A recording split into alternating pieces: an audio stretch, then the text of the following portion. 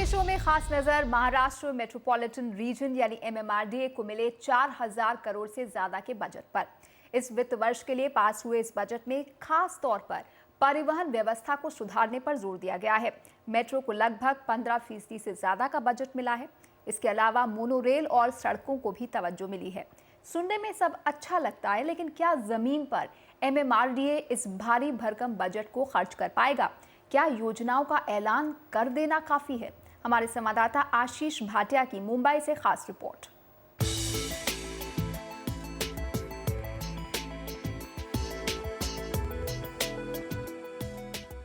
नया वित्त वर्ष और एमएमआरडीए के लिए एक और बजट, लेकिन क्या जो पैसे मिले हैं वो पूरे इस्तेमाल में लाए जाएंगे और क्या वक्त पर प्रोजेक्ट पूरे हो पाएंगे? महाराष्ट्र सरकार ने 2014-15 के लिए 4,240.78 करोड़ रुपए प्राधिकरण को दिए हैं।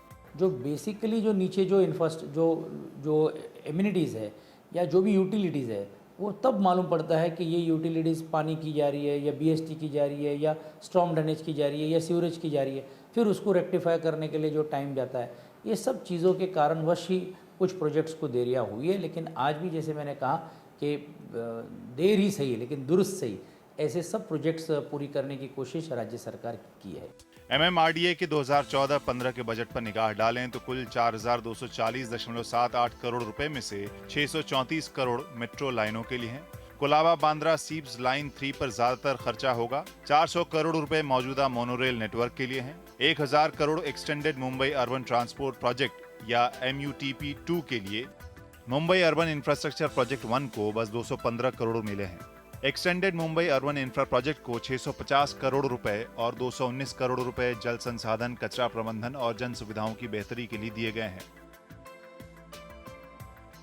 राज्य सरकार के परिवहन और क्षेत्र के विकास प्रोजेक्ट्स पर ध्यान देने से जानकार खुश हैं। पिछले बजट में सारा ध्यान परिवहन, पुलों, सड़कों और कनेक्टिविटी इंफ्रा पर था, लेकिन इस बार ट्रांसपोर्ट इंफ्रा और रेल इंफ्रा के लिए करीब 1000 करोड़ रुपए रखे गए हैं, जो बहुत बड़ी रकम है। Hygiene of the city. हालांकि मौजूदा वित्तीय वर्ष में बजट में 5% इजाफा हुआ है, लेकिन पिछले साल में धीरे धीरे बजट घटता रहा है। 2009-2010 में ये 6,653 करोड़ रुपए था, तो अब जाकर 4,240 करोड़ रुपए हो गया है। एमएमआरडीए को अपने प्रोजेक्ट पर समयबद्ध तरीके से काम करवाना होगा, वरना पिछले साल जैसी हालत का सामना करना पड़ सकता है, जब बीच साल में सरकार को उसके बजट में कटौती करनी पड़ी थी। जितना मिला था उसका लगभग 40% बजट ही इस्तेमाल किया जा सका। इसके ऊपर से प्राधिकरण को MUIP प्रोजेक्ट में देरी होने पर CAG ने भी फजीहत की। CAG ने 2008-2009 से 2012-2013 तक की ऑडिट रिपोर्ट में बताया कि नवंबर 2013 तक जो 157 काम होने थे, उनमें से सिर्फ 38 पर ही काम हो रहा है। मुंबई मेट्रोपॉलिटन कमिश्नर ने NDTV को बताया कि ऐसा प्रोजेक्ट्स की प्राथमिकताएं तय करने की वजह से हुआ। जब MUIP बनाया गया था, मुंबई अर्बन इंफ्रास्ट्रक्चर प्रोजेक्ट, तो उसमें बहुत बड़े पैमाने पे रोड्स और फ्लाईओवर कामों को लिया गया था। जब हमने शुरू किए उसमें काफ़ी सारे काम हमने कंप्लीट भी किए, लेकिन फिर ऐसा निर्णय लिया गया, जैसे मैंने आपको बताया, कि हमारा फोकस सिर्फ रास्ते के कामों पे नहीं होना चाहिए, पब्लिक ट्रांसपोर्ट हमारी पहली प्रायोरिटी होनी चाहिए। उसकी वजह से ये निर्णय लिया हमने कि जो रास्ते बन गए हैं MUIP में, उतने तक हम सीमित रहेंगे। उसके आगे के रास्ते म्यूनिसिपल कॉरपोरेशन को करना चाहिए, तो वो करेंगे। हम अपना जो फोकस शिफ्ट करेंगे रेल, मेट्रो और मोनोरेल पे। तो इसकी वजह से काफ़ी जो MUIP के कुछ रास्ते थे, हमने वो नहीं लिए और म्यूनिसिपल कॉरपोरेशन के लिए छोड़ दिए। जानकार ये सोचते हैं कि हालांकि एमएमआरडीए का मुख्य रूप से योजनाएं बनाने का काम है, लेकिन उसे ये भी सुनिश्चित करना होगा कि प्रोजेक्ट्स सही समय पर बने। Since the inception of MMR plan, 90 के दशक में MMR प्लान शुरू हुआ था और MMRDA वो योजनाएं अब तक पूरी नहीं कर पाई है। अब नया रीजनल प्लान बन रहा है जो इस दशक के अंत में आएगा और उससे पहले इन्हें पूरा करना होगा। विशेषज्ञ ये भी कहते हैं कि MMRDA को सही मॉडल बहुत होशियारी के साथ चुनना चाहिए। मसलन मेट्रो जैसे प्रोजेक्ट के लिए अगर कैश कॉन्ट्रैक्ट मॉडल के बजाय PPP मॉडल को चुना तो शायद नाकाम हो सकता है। सभी तरह के प्रोजेक्ट्स के लिए एक मॉडल नहीं चलेगा। साथ ही अगर MMRDA को प्रोजेक्ट्स के अमल में तेजी लाना है तो शहरी निकायों को भी अधिकार देने होंगे। मुंबई से कैमरा पर्सन नीलेश देवादिगा के साथ आशीष भाटिया, NDTV के लिए। तो बहुत से मुद्दे जुड़े हैं इस पूरी चर्चा से, और इस पर ज़्यादा चर्चा करने के लिए हमारे साथ मौजूद है चंद्रशेखर प्रभु, जो कि अर्बन डेवलपमेंट एक्सपर्ट हैं, और संदीप साध हैं, जो कि CEO मुंबई प्रॉपर्टी exchange.com हैं और डायरेक्ट सेलिंग एजेंट है क्रिसिल। तो आप दोनों का शुक्रिया हमारे साथ इस चर्चा में हिस्सा लेने के लिए। सबसे पहले तो आपसे शुरुआत करना चाहेंगे चंद्रशेखर साहब। 4,000 करोड़ रुपए, पहले एक वक्त था जब 6,000 करोड़ रुपए की भी बात की गई है। शहर तो बढ़ता जा रहा है, शहर की आबादी बढ़ती जा रही है और बजट घटता जा रहा है। आपको ये किस तरह से जायज़ लग रहा है? नहीं, बिल्कुल जायज़ नहीं है। शहर की आबादी बढ़ रही है, शहर की समस्याएं बढ़ रही है, शहर के लोगों की तकलीफ़ें बढ़ रही है और उनके लिए दिया हुआ बजट घटता जा रहा है। ये मैं समझता हूँ बिल्कुल गलत है। शहर के लिए अगर 4 साल पहले 6,000 करोड़ थे तो अब कम से कम 10,000 करोड़ होने चाहिए थे। 4,000 करोड़ पे कर रहा है। मैं समझता हूँ कि ये अब तो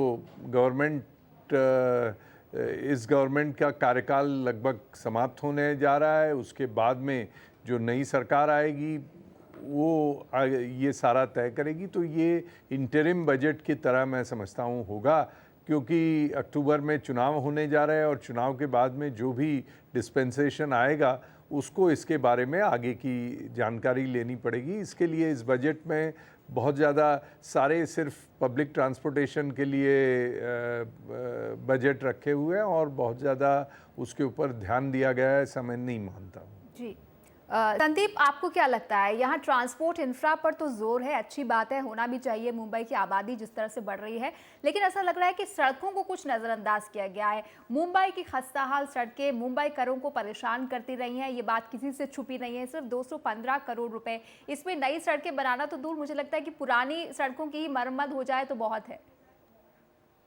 जी हाँ, 215 करोड़ से कुछ नहीं होने वाला।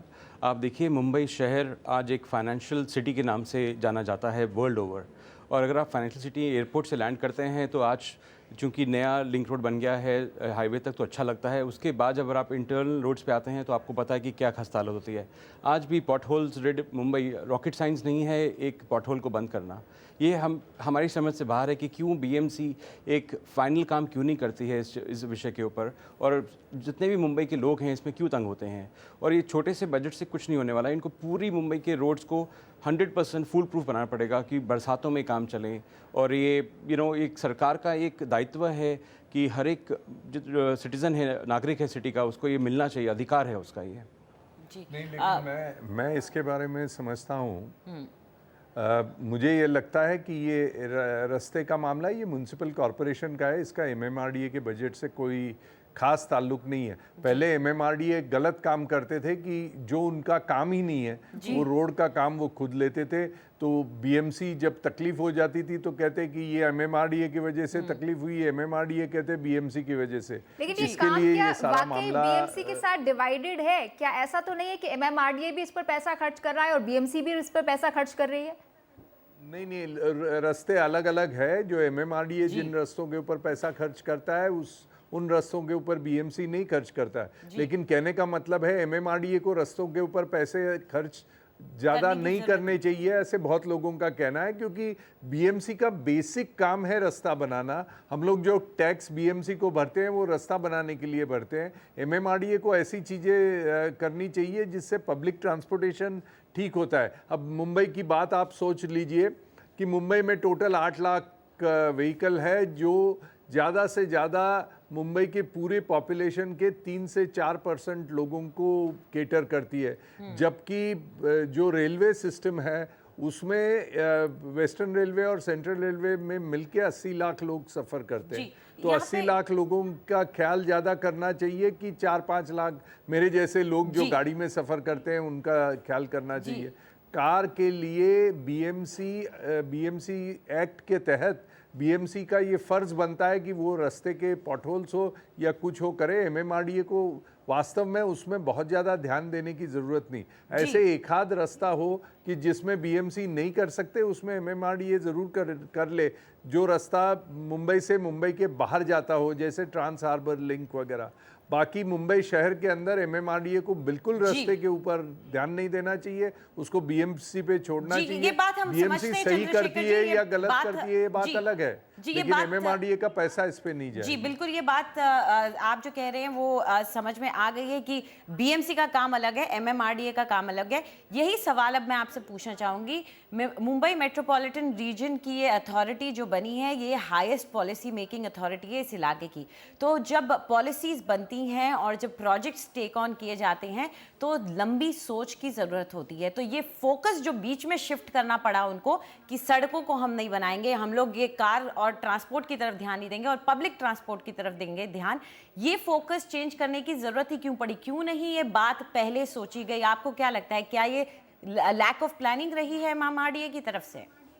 बिल्कुल, पहले ये सोच में उनकी गलती थी और उनकी सोच में ये रहा कि बीएमसी इसको ठीक से नहीं कर रहा है, बीएमसी में टेंडर ठीक से नहीं निकाल रहा है। उनका एमएमआरडीए का कहना रहा है कि बीएमसी में बहुत भ्रष्टाचार है, जिससे कॉन्ट्रैक्टर ठीक काम नहीं कर पाते, जो बिड होती है उससे लो बिड करते हैं, जिससे क्वालिटी मेंटेन नहीं हो सकती। इसके लिए कम से कम कुछ रास्तों को क्वालिटी की जाए, इसके लिए एमएमआरडीए ने उसके ऊपर पैसा डाला। आज परिस्थिति ये है कि उनको ख्याल में आ गया कि एमएमआरडीए भी अगर शहर के रास्ते बनाने जाए तो आपस में झगड़ा हो जाता है। बीएमसी कहेगा इसको आप मेंटेन करो, एमएमआरडीए कहेगे इसके आप मेंटेन करो, तो पहले आप में गाड़ी निकल जाती है। इसलिए इन दोनों ने मिलके ये तय किया कि रास्ते के मामले में सिर्फ बीएमसी ही काम करेगी, सही करेगी, गलत करेगी ये बात अपनी जगह पे है। लेकिन प्लानिंग चंद्रशेखर जी जरूर रही है। 157 प्रोजेक्ट्स पर पूरा बजट खर्च करना था, जिसमें से 40% सिर्फ 38 प्रोजेक्ट्स पर एमएमआरडीए ने खर्च किया और कैग ने भी, सीएजी ने भी इस पर आपत्ति जताई थी। संदीप, मैं आपसे जानना इसको लैक ऑफ प्लानिंग नहीं करते हैं, कहते हैं लैक ऑफ प्लानिंग तो तब होता है जब प्लानिंग ठीक से नहीं करते। अगर प्लान करके पैसा रखा गया, प्लान करके पैसा रखा गया और उसको खर्च नहीं किया गया, it is lack of implementation, lack of efficiency in implementation.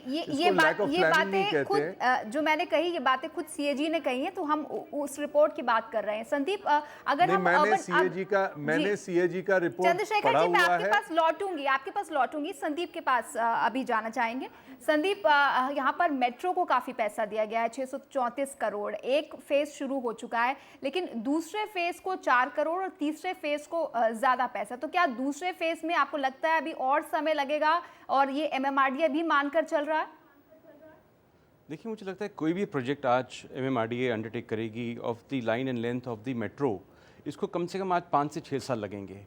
और ये प्रोजेक्ट कुछ 100 करोड़ 200-500 करोड़ से नहीं होने वाला है। इसकी बहुत ज़्यादा इसमें कॉस्टिंग आने वाली है, क्योंकि ये अंडरग्राउंड प्रोजेक्ट होने वाला है, जो अभी का उनका कहना है। तो ये जो कॉस्टिंग्स हैं, जैसे सर ने अभी बताया थोड़ी देर पहले कि ये इंटरिम बजट है, और इस इंटरिम बजट के बाद जब न्यू सरकार आके स्टार्ट करेगी अपना कैलकुलेशन, तो और क्लैरिटी आएगी इस मामले में।